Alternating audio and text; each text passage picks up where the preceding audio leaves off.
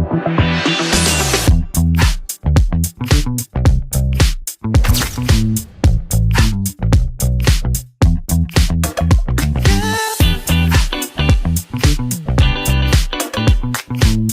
dia, boa tarde, boa noite. Mais um episódio de Investimento à Beça, hoje com meu amigo Fábio Coelho. Tudo bem, Fábio? Grande Hudson, satisfação estar com você de novo aqui, hein? Fazia tempo, hein? Mais de 2 anos você esteve aqui. Como é que eu deixei isso acontecer? E nada aconteceu nesses 2 anos nesse país, né? Nossa, nesse país. Aliás, muita coisa aconteceu de bom na MEC, inclusive, também. Exatamente, né? Fábio, se apresenta aí, por favor.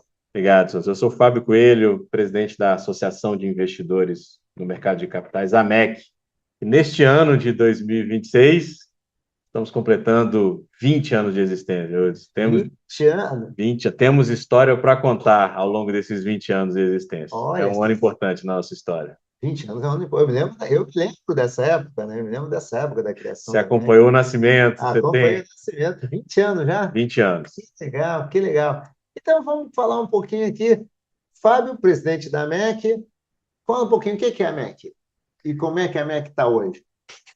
Essa pergunta, até poucos anos atrás, era mais fácil de responder, Hudson, porque eu dizia que a gente era uma associação de investidores institucionais que tinha uma pegada de ações e de longo prazo, né? A turma do long only, turma dos multimercados, e isso mudou de uns 3 anos para cá. Né? Muito gestor, então uma casa de gestor. Então a gente organiza aqui, a gente fala a turma dos gestores institucionais ligados a banco, dos independentes, e carinhosamente a gente chama aqui também dos gringos. Então, ou seja, o pessoal que tem posição em ações no Brasil, né? Essa era uma fotografia que a gente usava ali até um pouquinho depois da pandemia, ali no período em que a gente ainda tinha IPO no Brasil. Nossa, que maldade. Está longe, né? Está longe, tá longe. Ficou para trás. Que vai ter mais nela, vamos ver. Não sei, eu já sou um pouco mais pessimista. Mas então eu dizia que a MEC era, assim, long only, ações, até esse período, né? De uns 3 anos para cá, a nossa pegada se diversificou muito por conta de um crescimento, né, um surgimento de uma nova classe de ativo que ficou muito forte nesse período ali, um pouco da pandemia para cá, que foi a turma do crédito privado, né? Então, hoje, a MEC, falar de AMEC, a gente diz, olha, estamos falando de investidores, continuamos, mas a gente está olhando agora lado esquerdo, lado direito do balanço das companhias, né? A gente está olhando o lado da dívida, dos debt owners, dos credores, e o lado dos acionistas aqui também, né? Então, a gente olha aqui realmente essa dinâmica de ações. Por conta da nossa conjuntura de juros, né, a gente acompanha que hoje, né, a participação, né? Outro dia uma entrevista aqui do presidente da B3, né, do Gilson, mencionando, né, que até em termos de faturamento que vinha da Bolsa, aquilo que vinha no mercado de ações e tudo, diminuiu, perdeu espaço para outros produtos que eles estão fazendo lá. Isso é verdade também do ponto de vista de participação de AUM, de ações, de equity, de long only na indústria, enxugou absurdamente por conta desse longo período aqui de juro elevado. Então, abriu espaço para outros modelos de negócio na própria indústria financeira, né, Hudson? O pessoal que está nos ouvindo, né, a gente viu emergir, eu estou usando aqui a pandemia como marco, mas foi um pouquinho, 2, 3 anos antes, mas da pandemia para cá, gestores especializados nesse modelo de crédito. Aliás, um crescimento muito forte. Um crescimento que, assim, que a gente tinha poucas casas especializadas, estamos falando ali de ordem de grandeza, né, de 2 dezenas, a gente viu aqui para passar de centena, né, do número de casas. Isso aí. E estamos falando o quê? 4, 5 anos? Por aí? Exatamente. Assim, se a gente for pegar assim, a fase mais acentuada desse crescimento, a gente está falando de 2021 para cá. Para cá. 5 aninhos. Talvez pega ali um período antes, mais uns 3 anos antes, mas enfim, né? Estamos falando aqui dessa curva aqui de certamente pegando o ciclo todo de menos de uma década. Tá? Sim, sim. Okay. Então, e isso justificou, a gente olhando o mercado crescendo, e os problemas que são muito comuns, né, do pessoal de ações, questões de governança, uma operação, um M&A, então são assuntos que chegavam para a gente. A MEC é muito conhecida no mercado por uma casa que faz debates de casos concretos, né? Então a gente puxa... Isso é muito legal de vocês, isso é muito bacana. Né? Aquelas cartas... E casos concretos de crédito começaram a chegar para a gente. para a gente discutir, para a gente olhar do ponto de vista de governança. Meio que você nem pediu, eles começaram a chegar. E a gente fez uma avaliação estratégica aqui de que, olha só, a nossa expertise qual é, né? Quer dizer, nós somos um porta-voz de governança, de mercado de capitais, que discute casos, a gente você faz todo sentido. Só que a gente precisa se estruturar, né? Então, basicamente, foi o dever de casa que a gente acabou fazendo, Hudson. E eu digo, do ponto de vista de marco, né? A gente gosta de um marco, né? Mas qual foi ali o fator, né? O A gente precisa disso, é que engraçado. começou, né? Como é que começou a guerra? Como é que começou? Eu te diria que o ano de 2023 foi muito emblemático para o mercado de crédito. 23 foi muito Tá. emblemático, porque a gente começou o ano, do ponto de vista de mercado de capitais, né, com o caso Americanas, né, que, de certa forma, tem uma natureza diferente, como a gente sabe hoje, né, quer dizer, vindo de fraude e tudo, mas teve uma repercussão também do lado da dívida, quer dizer, tem que estruturar, como é que a gente vai fazer, tem que sentar na mesa. E isso eu acho que, de certa forma, despertou um pouco esse espírito de coletivo, de associação, mas o que foi determinante, Hudson, para essa discussão foi um caso que veio naquele pouquinho depois ali, semanas depois de Americanos, que foi o caso da Light, né? Então, se você, Tá bom. você que gosta muito de mercado de capitais e tem essa veia de professor e tudo, assim, vai ficar para os anais da história. Eu acho que quando a gente for contar a evolução do crédito no Brasil, o marco do caso Light, porque Isso eu ia te perguntar, onde é que está o... ele acabou trazendo, quer dizer, muito dos problemas que a gente vive até hoje, quer dizer, então foi ali onde tudo começou. Você teve a necessidade de um grande grupo de gestores de se organizar para buscar uma interação na parte de reestruturação Eram da os dívida da debenturistas. companhia. Então você tinha os credores de uma maneira geral, mas enfim, debenturistas, né? E a gente acabou mapeando a partir dali, né, quer dizer, um pouco de constatação, dizer assim, olha, o crédito cresceu muito rápido. Isso é uma verdade. Cresceu muito rápido para padrão Brasil, né? A gente volta na década passada, quando a gente falava de crédito, a gente não tinha como deixar de contar, quer dizer, que era basicamente tesouraria de grandes bancos, que você tinha dívida alocada ali, os caras compravam dívida das empresas, então era mais fácil precificar, porque você já conhecia a empresa, era mais fácil interagir com a companhia, porque você já tinha os canais abertos. Quando a gente, de certa forma, começou a pulverizar essa distribuição do crédito, né, chegando até no varejo, mas eu digo, né, ampliando mesmo para investidores institucionais fora de banco, né, nos problemas a gente percebeu, né, que começou a perceber que tinha alguns problemas informacionais, que tinha alguns problemas Coisas que em ações já de estavam... interlocução, né, e eu vou contar um pouco isso aqui lá na frente, né, desse grande diagnóstico que a gente fez, mas resumindo aqui, né, se o mercado de ações, né, se desenvolveu ao longo de décadas, com lições aprendidas, com aquelas privatizações da década de 90, puxou lá acho de que na dentro. nossa última conversa a gente falou um pouco disso, né? Um monte de lição aprendida, quer dizer, como é que os preferencialistas buscavam direito, já que não tinham voto, né? Então, aos trancos e barrancos veio o novo mercado, e as coisas evoluíram. Não é perfeito, não é perfeito, mas você tem uma jurisprudência na CVM, você tem já fatos estilizados, você já tem regras estabelecidas, as áreas de relacionamento com investidores das companhias, eles sabem interagir, já sabem a dinâmica de assembleia. Isso não é verdade para o crédito privado, né? Então, quando a gente foi perceber, então, Assim, não é verdade mesmo. não é verdade mesmo. Vamos entrar em detalhes aqui, mas não é verdade mesmo. Então, se a gente olha a base da regulação, você vai olhar assim de, puxa, não estamos preparados para lidar com esse crescimento. Quando eu digo não estamos preparados, percebam, é um tom de crítica construtiva para dizer, olha, com a pouca regulação e pouca, então, assim, detalhamento que a gente teve um ótimo, excelente crescimento, a indústria amadureceu, os spreads diminuíram, né, o mercado foi testado em diversos episódios, mesmo os que eu citei aqui de Americanas e Light, obviamente os spreads abriram, mas não faltou liquidez. Isso já foi uma demonstração de pujança desse setor naquele momento. Quer dizer, se fosse em outro período, quer dizer, a gente não tinha saída no secundário, não tinha. Então, assim, a No ano de gente 2019, final de 2019, teve uma crise dessas, não tinha liquidez. Aí foi um pega para capar, pega verdade. para capar. E você que acompanha o mercado de capitais já há bastante tempo, né, você vai se lembrar de outras décadas aqui no Brasil, que é assim, aquele parto de baleia para a gente criar um mercado secundário, e Nossa! tinha que ter market maker, e tinha que ter, a gente olhava as alternativas. Então, assim, isso surgiu. Então, eu voltando na regulação, digo o seguinte, a gente tem aqui, ó, apesar dela precisar de aperfeiçoamentos, mudanças, ela permitiu que a gente criasse tudo isso, o que é muito positivo. Então, quando eu digo crítica construtiva, é para dizer que agora, né, ela ficou limitada para esse mercado que ganhou outra dinâmica, outros tipos de problemas. Então, quer dizer, o que a gente tem hoje, na palavra aqui dos reguladores de arcabouço, né, já não dá conta. Tá? Então, isso ficou muito latente no caso Light, lá em Tá. 2023. E devia ter muita pessoa física também, né?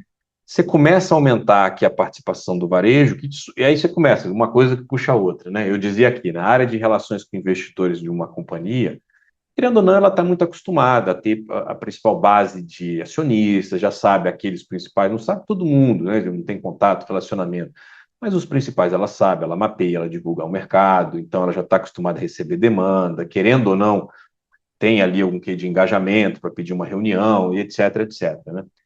Quando a gente caminha para o mundo do crédito, isso não é verdade, porque, primeiro, a área de RI não necessariamente está preparada para ter, inclusive, uma base organizada dos credores. Isso não era problema quando o principal credor era um grande banco, era um É, Bradesco, era Itaú, Santander, quer dizer, então, ou seja, se precisar de alguma coisa, eu passo o telefone, ligo lá, a gente resolve aqui e tal. Quando você começa a distribuir isso, o que aconteceu? Plataformas, né? Que plataforma. evoluíram junto com esse modelo de crédito. Então, quer dizer, a distribuição ficou pulverizada. Quem é, no final, o seu credor? Ah, é o Hudson Bessa, é o Fábio Coelho. Como é que a gente chega nesse cara, né? Esse cara vai participar de uma assembleia Nem o telefone de tem. credores. A Nossa. gente sabe que a pessoa física também não vai na assembleia de acionistas, mas você tem os grandes investidores institucionais que, de certa forma, fazem essa ponte. Mas e no crédito, né? Long story short, a gente começou a trabalhar isso com gestores. Então, quer dizer, poxa, a gente não tem expertise de crédito, tem o de ações, já tem minimamente discutir casos. Então, a gente fazer o dever de casa aqui para não ir muito longe, de que a gente bateu na porta de grandes casas que faziam crédito, falou assim, cara, a gente está aqui, a MEC, pô, aqui no caso Light, vamos fazer uma discussão lá, e começou a dar muito certo. Foi o embrião da nossa comissão de crédito privado. Né? Então, a gente, pô, reunimos a gente boa, né, massa cinzenta, cabeças pensantes, de crédito, e surgiram ideias. Fábio, olha, problemas aqui, a gente está vendo isso. Também. Cada reunião que a gente fazia, os problemas acabavam aparecendo, muita questão de novidade, né? E a gente falou, pô, a gente precisa documentar isso. Né? A gente passou 2 anos, Hudson, um período das nossas conversas, né? É, reunindo essas lições aprendidas, né? E eram assim, Trabalho de fôlego, hein, Paulo? trabalho de fôlego, porque assim, muita coisa apontando para, digamos assim, diversos aspectos do crédito, né? Mas a gente escolheu nossas prioridades. Então a gente entendeu que 3 caminhos que a gente poderia, de certa forma, melhorar o crédito privado no Brasil do ponto de vista de regulação. A primeira delas, com a própria dinâmica de assembleias. Tá? Sem entrar na miudeza, se a gente, no mercado de ações, a gente já tem uma regulação estabelecida de isso, qual é o prazo, proposta da administração, tem que divulgar, chama assembleia, já tem mais ou menos os direitos estabelecidos, tem uma jurisprudência da É. CVM. Para ação, Funciona. funcionaria para renda fixa. Para renda fixa, isso não é verdade. Né? A gente Hum. percebe que uma assembleia de credores não tem uma base regulatória tão grande, não tem uma jurisprudência. Quer dizer, a gente vê muita prática até hoje de que assim, a companhia vai chamar uma assembleia de credores, combina com os principais credores, 2 ou 3, ou estão acostumados, sempre como é que fazia, né?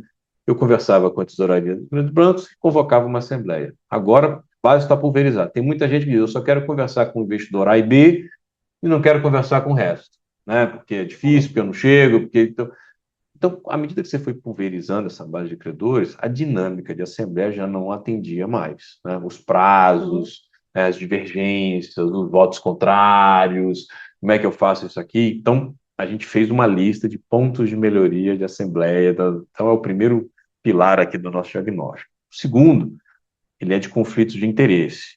É. Esse é um tema complexo. Então, para quem vive o mundo da governança, conflito de interesse é o beabá, né, de qualquer discussão de governança corporativa. Putz.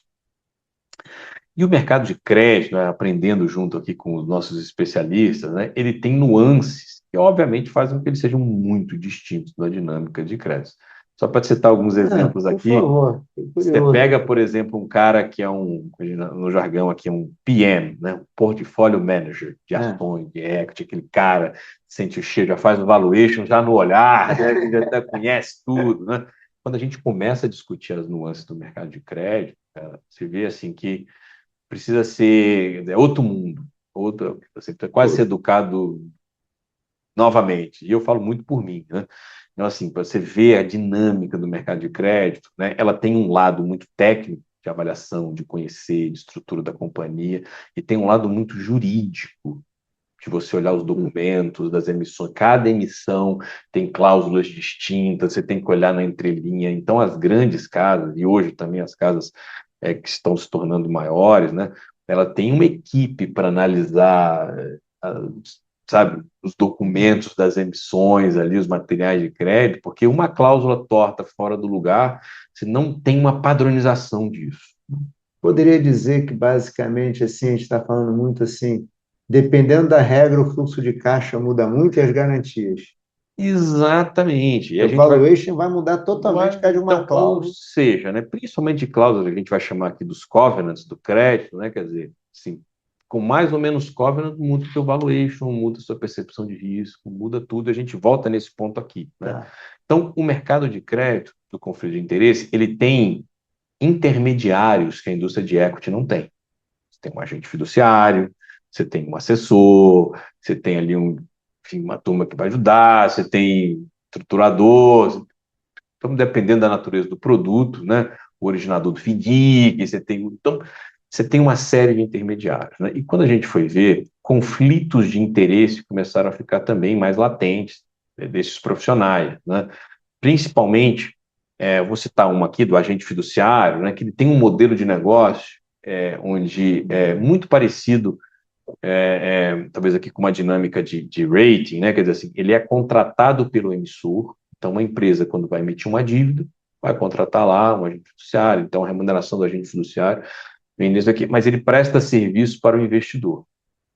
Já sabe que esse ponto sempre é uma coisa que as pessoas sempre ficam assim, mas como é que é? Você vai me defender, porque o cara, você vai me defender dele, mas ele que está pagando, né? Então, CNTP, né? Condições normais de temperatura e pressão, funciona bem, né? Só que a gente estava falando aqui, muita coisa aconteceu nesse país nos últimos 2 anos, essa é a nossa última conversa, e uma delas parece que tem empresa entrando em RJ, parece que tem empresa, parece que tem empresa, né, deteriorando a qualidade do crédito, e eu falo isso aqui com um tom de ironia, mas assim, efeito do nosso juro perverso, né, quer dizer, naturalmente a gente vê aqui a qualidade do crédito, no jargão, no papo do cafezinho, diz, as empresas vendendo almoço para pagar janta, né? Quer dizer, estão estruturando, quem tem vende ativo estratégico, consegue reperfilar a dívida, tem uns que já não conseguem, então vão para uma extrajudicial. Então, assim, a qualidade do crédito das empresas se deteriorou. E, naturalmente, as empresas precisam sentar com os credores para falar, pessoal, né? A gente vai precisar reestruturar nossa dívida, vamos acionar o gatilho dos cobres, bom, vamos sentar para conversar, vamos ver o que dá para fazer. Em geral, quem senta para fazer isso é o agente fiduciário, que é essa camada aqui. Então, aí você começa a dizer assim, pô, você tem o interesse do investidor de um lado, você tem um prestador de serviço que é remunerado pelo outro, e os dois estão agora conversando e defendendo seus interesses. Parece complexo. Então, isso começou a ficar aqui surgindo como um dos problemas aqui de conflitos de interesse, né? Então a gente documentou vários pontos de que, olha, pessoal, precisamos endereçar os conflitos de interesse aqui dessa indústria, principalmente em situações aqui de estresse, né? Assim, condições normais ainda funciona bem. Então a gente colocou lá, segundo pilar do nosso diagnóstico, conflitos de interesse, né? Mas também é só um gancho aqui, né? A gente tem que preparar a regulação, ou a autorregulação, como a gente quiser, as recomendações, boas práticas, momentos de estresse, né? Porque quando está tudo bem, está todo mundo com dinheiro no bolso, né? O problema é quando as coisas começam a complicar. Aí tem que ter uma regra que discipline o jogo, né? Se a gente for olhar em perspectiva para muitas das coisas que acontecem em governança e no nosso país, assim, a crise, querendo ou não, também é uma boa oportunidade, né? Sim, sim, Quer sim. dizer, a gente está vivendo mais um momento de crise, quase não temos aqui, né? Mais um momento de crise, uma crise corporativa, de uma grande instituição que está dando esse problema todo, mas a gente vê, pô, boas discussões de projetos de lei, Sim. né, sendo desenhadas, reguladores, supervisores repensando seus modelos de fiscalização, CVM, Banco Central, lições aprendidas, querendo ou não, deixa um legado, e Sim. assim, de algo muito ruim, você tira coisas boas É. ali, pelo menos olhando para essa perspectiva de governança, né? Então, isso não foi diferente no mercado de ações e não será diferente no mercado de crédito. Então, quando a gente não está aqui condenando, né, poxa, tudo errado, né? É a expressão que eu digo assim, crescemos até aqui.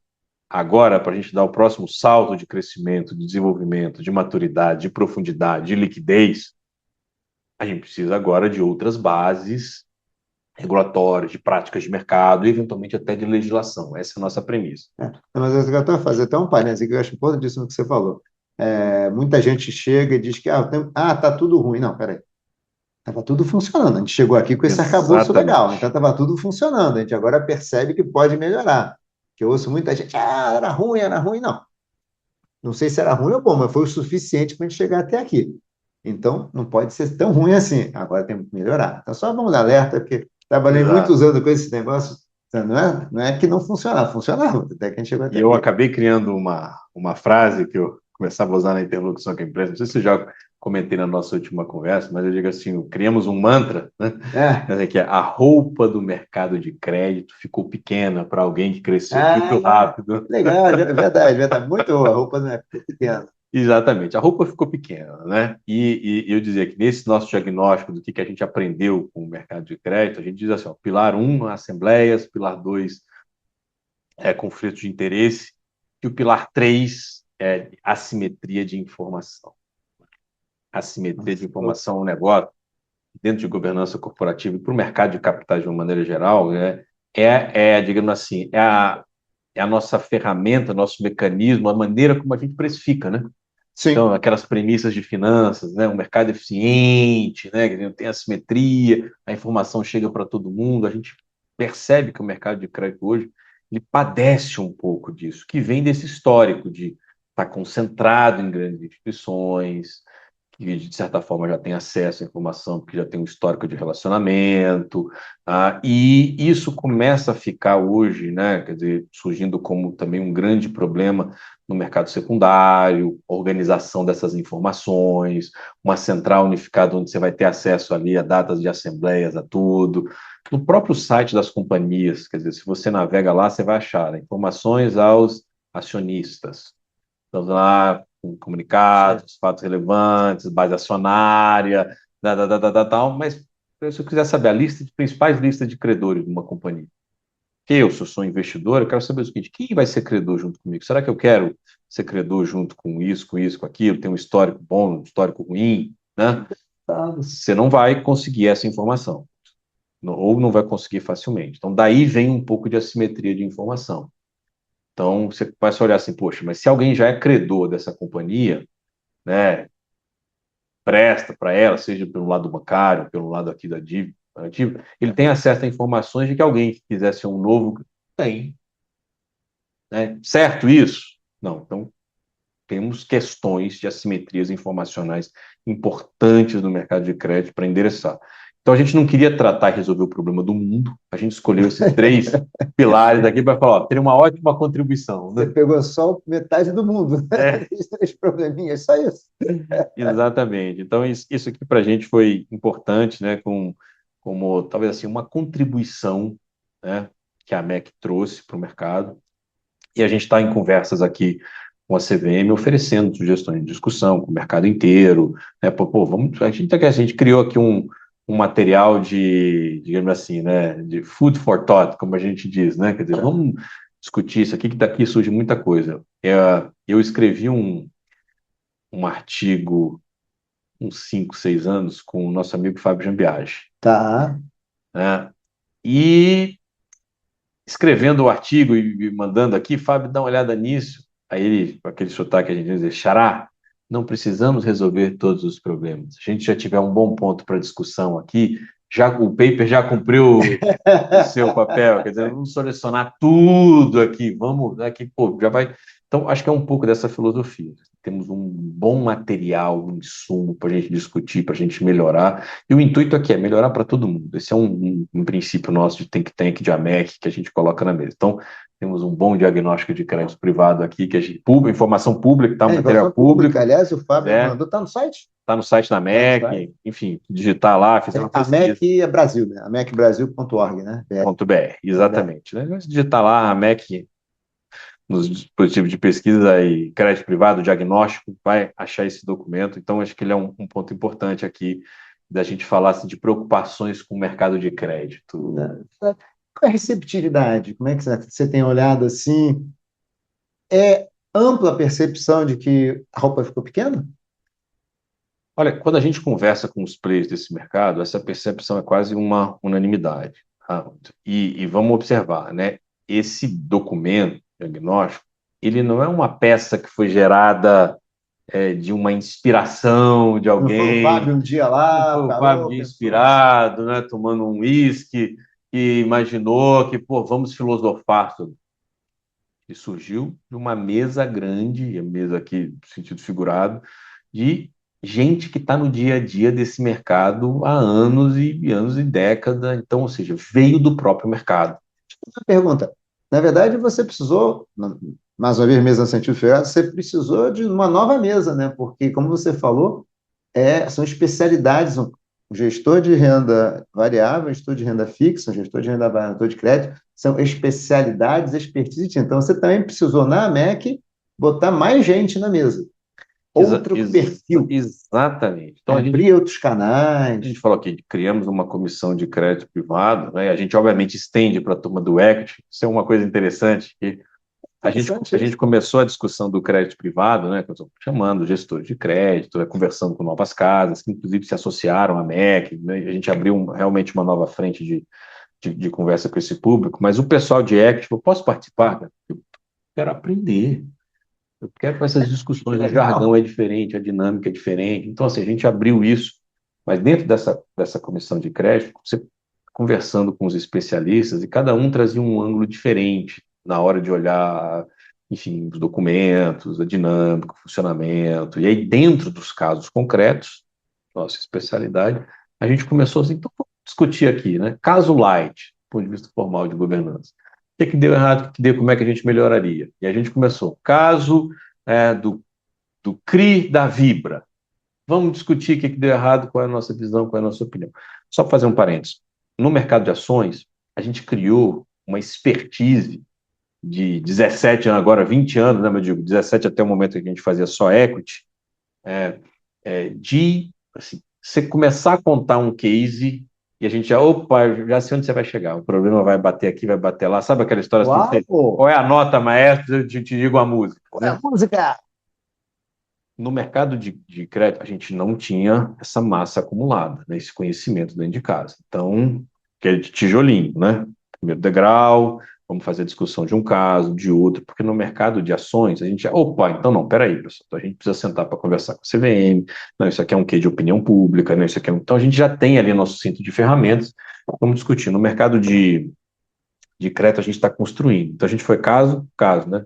Então vamos discutir o CRI da Vibra, vamos discutir o caso Virgo, vamos discutir Raizen, vamos discutir GPA, vamos discutir. Então você pega os casos que a gente viu aqui, de Cosan, que tinha equity, também estava com uma dívida alta, né? A gente foi e a gente vai colocando os tijolinhos. Então a gente está construindo a nossa jurisprudência de crédito, né, nessa linha aqui de ser uma casa, um think tank que tem opinião, que senta para discutir, que gera, desperta esse interesse do mercado, de um balcão organizado, uma mesa. Fazer. Quem é a coordenadora da nossa comissão de crédito é a head de crédito da Itaú Asset, a Faiga, uma profissional brilhante, mas a gente tem o que a gente diz lá, nossas mulheres do crédito, né? Então, a Ana Luísa Rodella, que hoje é a CIO da Bradesco Asset, está lá também, trouxe, ajudou a gente tem a Vivian Lee, a gente tem, enfim, né, além dos nossos Golden Boys, temos ali as nossas grandes Então, cara, criamos ali um time de primeiríssima para fazer essas discussões, Hudson. E assim, sabe aquela história, quem tem a famosa curiosidade intelectual, a gente vai numa reunião dessa, é uma oportunidade assim de, Tô quase sabe, já querendo aparecer. sabe? E aquela frase que a gente usa muito na Faria Lima, né? Quer dizer, seja o dumbest, né, da sala, né? Quer dizer, seja ali o menos letrado, o mais bobo e tudo, e eu vou com essa ansiedade assim de, puxa, eu sou nenhum demérito aos estagiários, mas só para fazer referência aqui, né? Sou estagiário aqui no meio de grandes players, então a gente vai lá, é realmente um ambiente assim quase filosófico, Que naquela legal, base cara. helenística ali de sentar em busca dos saberes, né? Desculpa aqui a filosofia, mas muito interessante as discussões. É. E me conta uma coisa, o crédito cresceu rápido, a gente já falou Perfeito. disso. O que que acontece? Primeiro ponto, antes até de fazer a pergunta que eu estava aqui na cabeça, é o seguinte: como é que fica esse. Você usou de uma expressão que eu sei, que é o debt owner, né? O debt owner passou a existir. Só que parece que a legislação está toda olhando para o equity owner, né? E como é Perfeito. que é isso? Como é que o debt owner é atendido, apareceu? Como é que a gente olha? A gente já falou que dificilmente sabe, às vezes, até quem é. Mas ele hoje tem importância, né? Essas discussões todas agora, por exemplo, não só de raiz, em várias discussões, os debt owners é que estão dizendo, ó, vamos fazer um reperfilamento de dívida. Em que condições? E a partir de qual vai ser o plano estratégico para você me pagar? Como é que fica essa relação? Perfeito, Hudson. E aqui é um pouco assim de história do desenvolvimento da governança corporativa no mundo. Eu não vou voltar muito longe, não, mas para dizer o seguinte, né? O que a gente conhece hoje como governança, né? Estrutura dentro das empresas, eu tenho um conselho, eu tenho um conselho fiscal, eu tenho o management, eu tenho o comitê de diretoria, eu tenho os princípios. Governança corporativa no mundo, né? Ela se estruturou numa relação de conflito, né, de agência, mas espremendo, espremendo, numa dinâmica do shareholder, é o acionista, o cara do equity, né? E assim se desenvolveu. E no mundo, Que tá? em teoria estaria alinhado, porque ele é um equity e quer que a empresa vá bem para E a pagá-lo. gente começa a ver na disciplina da governança, eu vou chegar aqui no Brasil, mas para dizer que o debt owner sempre foi um outsider, um patinho feio dentro da governança, porque a gente Mesmo estruturava uma fora, boa, né? mesmo fora, na Não é uma coisa de literatura Brasil. de governança, Tá. tá? E a gente vê, pegando assim papers até mais recentes e tudo, né, a figura do debt owner dentro da governança, né? Eu tenho feito algumas apresentações sobre isso já há alguns anos, né? E olhando esse ciclo que a gente está vivendo no Brasil, assim, é case. Por quê, né? Porque quando você tem uma empresa, digamos, saudável, que tem lá a sua dívida, mas tem lá as suas ações, né? O credor, ele não é um cara, não tem direito a voto, assembleia de acionistas, né? Por construção, né? Ele, digamos assim, não entrava em questões que influenciavam a decisão estratégica da companhia. Né? Então, ou seja, você tem lá a dinâmica do acionista, tem condição de indicar um board member e dali vai, a construção de governança. Isso está mudando por quê? Que com esse ciclo de alavancagem das empresas, né, Tá. essas cláusulas que a gente falou aqui nas emissões de crédito, chamados covenants, né, eles começaram a trazer restrições de endividamento, de não poder trocar base acionária, de não poder trocar controlador, de não poder isso, de não poder Não somente aquilo. só restrições financeiras, Não só restrições financeiras, restrições de governança dentro da que companhia. dá um cruzamento Ou aí. seja, o credor, quer dizer assim, eu quero rolar a minha dívida. Eu já estou com uma alavancagem parruda, né? O credor diz assim, tudo bem, eu vou comprar aqui sua nova rodada de emissão, mas a gente vai combinar o jogo aqui, eu quero que você coloque uma cláusula, né, de que, olha, eu não quero surpresa disso, eu não quero limitação, o endividamento não vai poder aumentar aqui, você não vai poder cross default entre aqui a Hum, subsidiária com, ok? Então você começa a colocar cláusulas e na hora que você for tomar uma decisão de management, você diz assim, estou limitado, não posso, porque senão vou acionar gatilho aqui de dívida antecipada. e não Né? foi um acionista que E não foi um definiu. acionista que colocou. Então a gente diz que o credor se tornou uma figura importante no Brasil nos últimos anos por esse momento econômico das companhias. O famoso credor ficou grande. né? O credor agora dá muitas cartas. Então, antes de você tomar algumas decisões, assim, pessoal, a gente precisa sentar com os credores para conversar. A gente vai precisar negociar com os credores, né? Então, no mundo da governança, o debt É isso. owner se tornou uma figura que hoje dá muitas cartas a depender do nível de alavancagem. Então, quando a gente pega uma companhia, falando de caso concreto aqui de informação pública, né, que tem mais de 60 bi de dívida, né, dentro da sua estrutura de balanço, qualquer decisão que for tomada, né, precisa, de certa forma, sentar com a base dos credores, né? E a gente vê um movimento também de que muitos dos credores, pelas soluções que estão sendo desenhadas, eles podem passar não só a serem acionistas numa de Verdade. ações, como eventualmente ser os controladores da companhia, né? Ou seja, acionou aqui um gatilho, eu preciso renegociar, então uma solução de endividamento alto, posso trocar dívida por equity, quer dizer, numa solução negociada, e eventualmente o maior, talvez aqui, o credor da companhia pode se tornar o E maior você que acionista, era né? um acionista, que quando entrou, viu aquele grupo de acionistas e achou, pô, esse pessoal, gostei desse pessoal, de repente agora não é mais, agora eu. Exato. E quando a gente estressa a companhia, né, ou a RJ, eu estou pegando aqui o caso, né, a gente vê também os conflitos de interesse aparecendo. Imagina que você é um acionista de uma companhia que entrou em RJ, você tem, vou dizer, que você é controlador com 51% das ações. Você tem 51% de nada. Quanto você tem, né? As ações vai lá embaixo, né? E você é um credor, o seu interesse, o seu mindset, o que você está procurando é, eu quero receber o máximo que eu puder daquilo que eu aportei. Então, as decisões são diferentes. Um acionista diz assim, eu quero que eu faça a empresa crescer, gerar valor de longo prazo, para que eventualmente tenha uma participação que faça jus. Então, o cara está olhando o management, o cara está olhando troca de executivos, o cara está olhando plano estratégico, o cara está olhando plano de investimento, né? E o credor, obviamente, né, que é a empresa saudável, mas eu digo, o que passa na cabeça dele são outras preocupações do No ponto de vista de limite, humano, né? minha dívida tem que ser paga em 2 anos.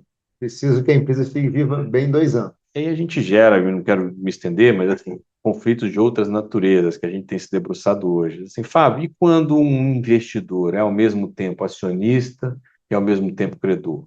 Já dá um nó na cabeça. Você Eu diz já assim, não poxa, saberia responder. será que a decisão que ele está tomando na Assembleia de Acionistas ou na Assembleia de Credores está conflitada no sentido de eu estou prestigiando? Então, Vou aprovar um plano de negócio ali que facilite o pagamento da dívida aqui. e caso light, isso ficou evidente, não especificamente esse ponto do investidor, mas dos conflitos de interesse, porque quando a gente viu na Assembleia, o pessoal vai se lembrar, na Assembleia da Light, em aquele abril de 2023, né, você tinha uma proposta de remuneração dos executivos sendo levada para a Assembleia, como em toda empresa, mas quando você olhava o detalhe da cláusula, ele tinha basicamente o seguinte: os executivos iam ganhar bônus financeiros. Dito de outra maneira, né? Quanto mais ele apertasse os credores na hora da renegociação, mais bônus financeiro o executivo ia ganhar. Nossa, que Essa isso? era a proposta da remuneração. Então você vê, quer dizer, de um lado dos credores, quer dizer, você está dizendo o seguinte: olha, vai extrair valor da companhia para remunerar os executivos, para ele apertar os credores, né? Você pode isso, Arnaldo, né? Então, são discussões, você vê aqui até a falta de experiência, a falta da gente viver esse mundo do crédito, a gente está lidando com esse tipo de coisa aqui, né? Então, comunicação, interação da companhia, as emissões, citando aqui, vou lembrando dos exemplos, não quero ir longe, mas, por exemplo, quando você tem um estresse de determinado enfim, dívida, né? Em tese, a companhia, ela é responsável por alocação de um assessor jurídico para lidar com essa interação. Mas aí o que a gente viu acontecer na prática né, quer dizer, na hora do estresse, a companhia já se fecha as portas, não quer conversar. Então, a alocação que ela tinha que fazer do assessor financeiro não acontece. E os credores disseram assim: caramba, a gente não tem nenhum mecanismo agora de organizar uma base pulverizada, da gente contratar o nosso próprio assessor jurídico, sabe, uma assessoria de comunicação para ajudar a gente nessa interlocução. Então, eu assim, pô, se a gente tivesse criado um bufferzinho dentro da emissão de alguns recursos que pudessem ser usados eventualmente, então Hum, você começa a ter alguns insights, né, exatamente desse mundo novo aqui, Hudson. Então, o crédito privado é realmente algo que cresceu rápido, se tornou uma classe de ativo. com diferentes modelos de negócio dentro do próprio crédito. Estou falando aqui talvez do arroz com feijão, de debênture, de algum outro, né? Temos o Ah, FDIC agora aqui também, isso é, né? o FDIC se Mas torna um ator também. você tem outros modelos até do pessoal de special situations, de lidar com créditos estressados, precatórios. Então, assim, tem uma diversidade. A gente está indo ainda no arroz com feijão, mas a gente já viu que o arroz com feijão, se mudar, vai, assim, dar uma outra perspectiva para essa dinâmica no Brasil. Como a gente está indo para o final, então já funilando aqui, como é que está tendências que você está vendo aí de próximos 5 anos aí, mais ou menos? Acho que mais para frente é difícil ver qualquer coisa, mas o que você vê de Exato. tendências aí? Primeiro, é assim, a gente já percebe nitidamente aqui uma espécie de acomodação, um primeiro freio de arrumação aqui do próprio crédito privado, né? Não só no Brasil, só que está acompanhando a dinâmica de crédito nos Estados Unidos. A Eu gente lendo notícias Então, assim, a preocupantes. despeito de diferenças que a gente tem na dinâmica do crédito aqui e lá, quer dizer, aqui também a gente tem muita FDIC, lá eles usam também esse esquema de securitização, mas aqui você tem umas emissões diretas de companhia, enfim, né? Algumas diferenças, né? Acho que os princípios e as premissas são os mesmos, né? O que aconteceu lá nos Estados Unidos recentemente, né? A gente viu grandes casas de formação pública, como BlackRock, né? Restringindo resgate de crédito, né? E, e a gente começa a olhar aqui um pouco de preocupação para assim, caramba, né? A gente não viu isso acontecendo aqui no Brasil, mas como é que as nossas, como é que esses créditos hoje, que já não tem uma liquidez tão grande, né? A maneira como esses ativos são precificados, será que como é que eles são marcados dentro do fundo, que na hora que eu tenho um resgate, como é que os gestores estão lidando com esses resgates, né? Será que eu tenho transferência de riqueza se eu não estou marcando corretamente, faço uma Então, a gente começa a ver preocupações. Então, quando você fala de futuro, Fábio, como é que você vê o futuro? Eu digo assim, ó, a gente cresceu rápido, temos lições aprendidas, tá? Mas a gente vê que algumas práticas de mercado elas ainda estão se consolidando. Então, um eventual arrefecimento aqui da demanda de crédito, eu acho que vai permitir que essas novas camadas de governança, as lições aprendidas, também sejam feitas para os players, ou para os gestores, ou enfim, para o regulador, para todo mundo desse mercado. Tá? Então, especificamente de crédito, eu vejo isso. Existe uma grande, eu vou dizer até ansiedade da turma de ações, né?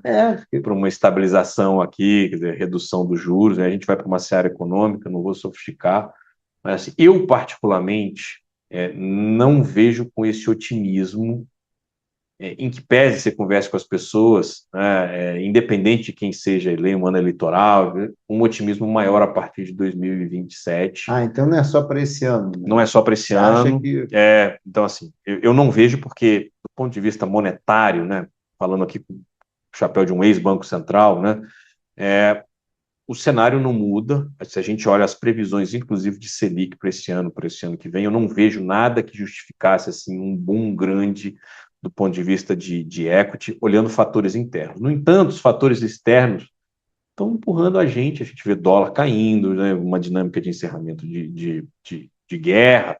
Então, o pessoal mais otimista diz, Fábio, nossa dinâmica interna ainda não dá para comemorar, mas o fluxo de recursos que tem entrado no Brasil do segundo semestre para cá, 30% do Ibovespa é, no último trimestre de 2025, entrando em 2026 ainda com boas oportunidades e tudo. Então, assim, a dinâmica internacional dá uma espécie de respiro ou de esperança para o mercado de ações, em que pese não vejo a dinâmica doméstica mudando, mas a gente vê o pessoal falando, poxa, será que vai ter janela de IPO de novo? Eu não tenho não, talvez 4 esse anos, né? otimismo Sempre. inteiro.